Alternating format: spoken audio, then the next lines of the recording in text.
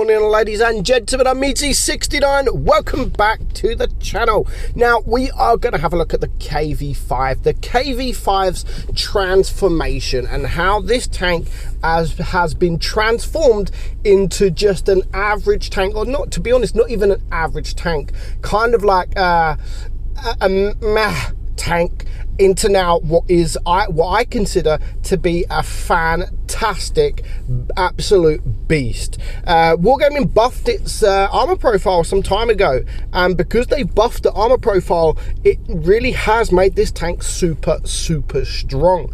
They've buffed the armor profile a few times, where they'd buffed the little hatches in the front, but not enough, and then Wargaming just went and buffed the whole lot, and now has made this tank more drivable and actually more fun driving this tank. So the stats on the tank, I mean, looking at the stats, it's not fantastic. 2,200 DPM, not the best. Penetration 219 on your APCR, 250 on your heat.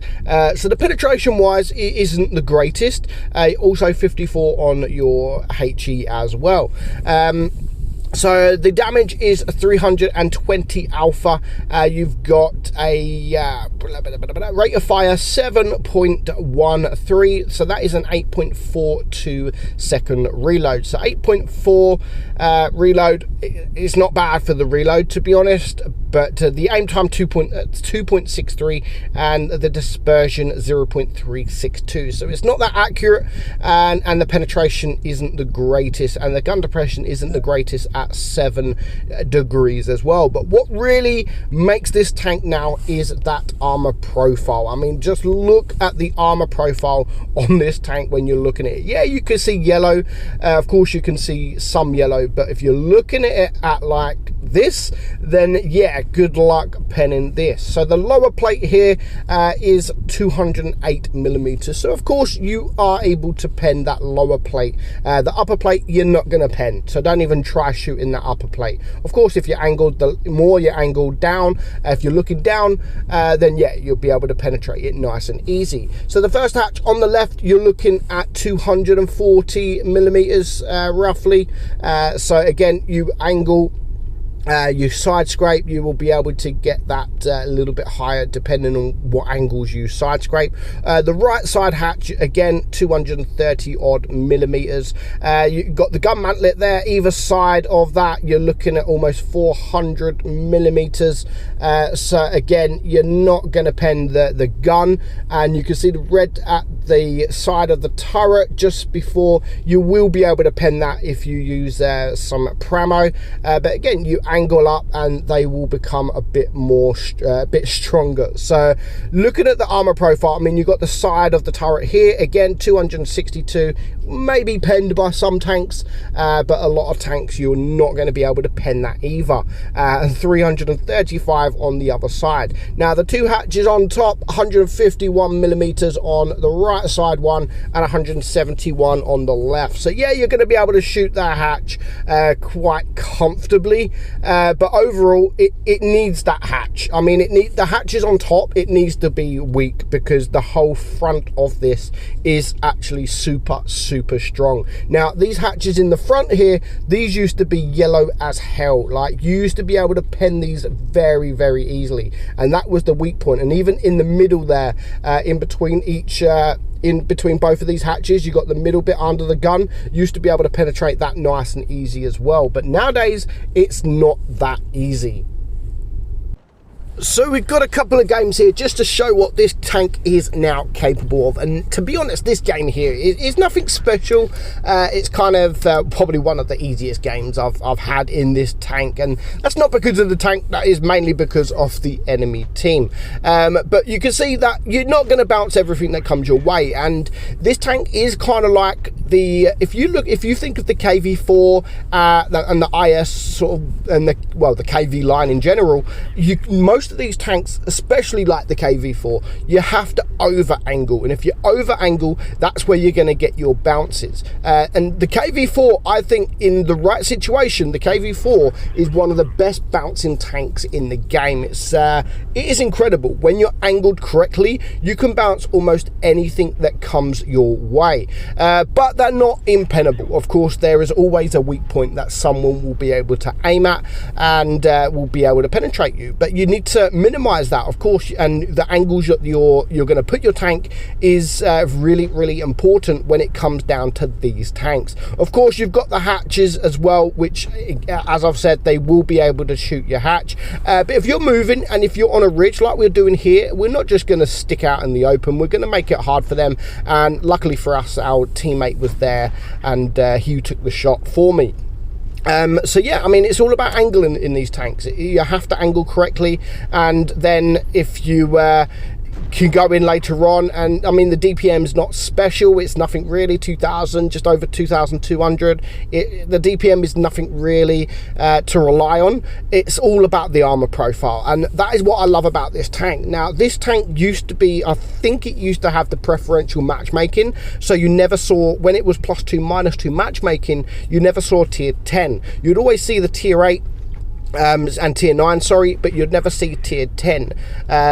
So yeah, I mean, it used to be not bad back then when you had tier 6s coming for you, but nowadays obviously you only see one tier above. That is where this tank sort of really did struggle, and when you come up against tier 9s, it was very easy to deal with, where your penetration was very weak and your armor profile was also very weak, so you couldn't pen them, but they can easily pen you. But even with this armor profile now, yes, if they switch to premium rounds or if they aim at certain angles, then yeah, tier 9s will just go through you like butter. But that's where I said it is all about the angling in this tank. You need to angle correctly, and you need to just minimize the weak points of this tank. And of course, with the hatches being a weak point, you can easily minimize that. You know, you can look up, you can aim, get on a ridge line, back up a bit and look up so they can't see your hatches.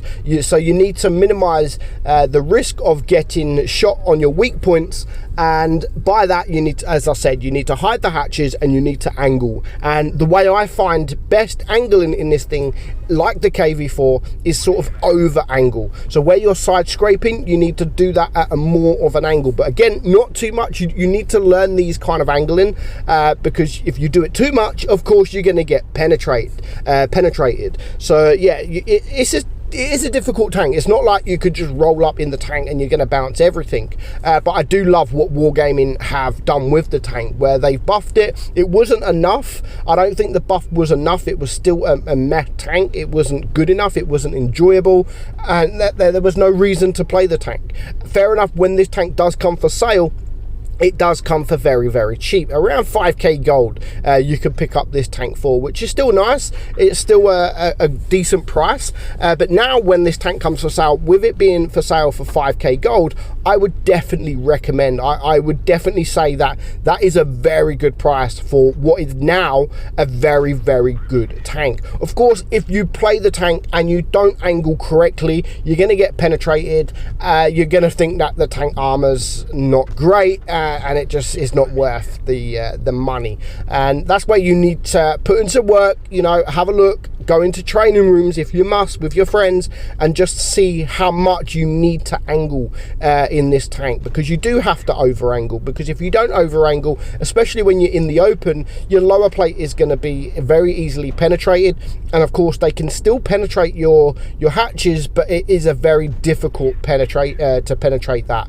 And of course, don't look directly at the enemy, because that will just be too easy for them. So our guy here has bounced 1000 damage at the moment. He's going to come out sideways. Of course, again, he's going to come in and try to go at an angle. You can see the lurver looking, and just look at these angles that he's trying to get in. He's making sure that he's not directly facing this guy, and easy bounce for him. And now it's just the VK168 over this side of the map, to deal with.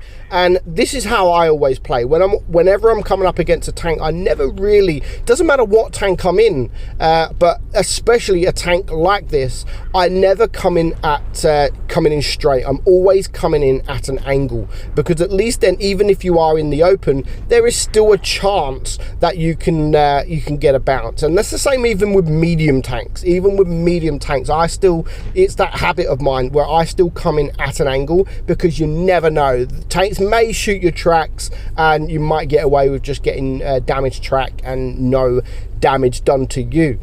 So that's just what I do. It's just sort of, it's built into me, and I've learned to do that over time. So this game now, I mean, he's bounced 1300 damage. He's almost bounced as many hit points that he's got. And again, he knows these guys are in front of him. Didn't quite get the angles there, and he does get penetrated from that Centurion up there. And now it's just these 3 tanks to deal with. There goes the mod one. Nice, easy to deal with him. And he's on 4.1k damage, and he's got that very, very easily. 1300 block damage. He's still going to bounce a little bit more there.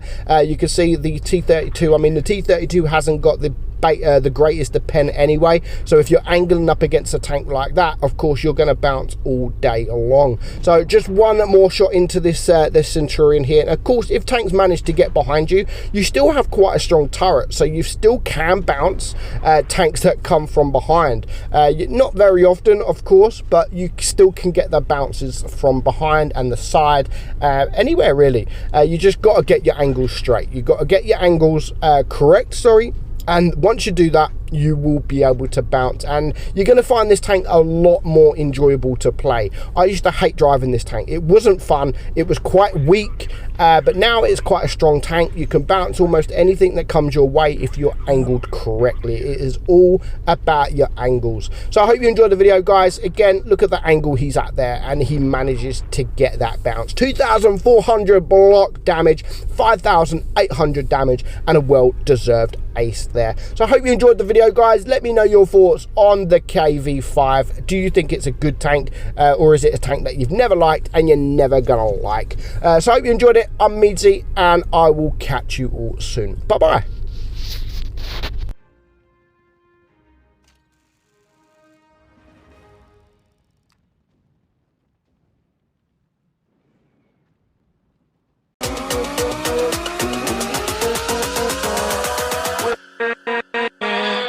With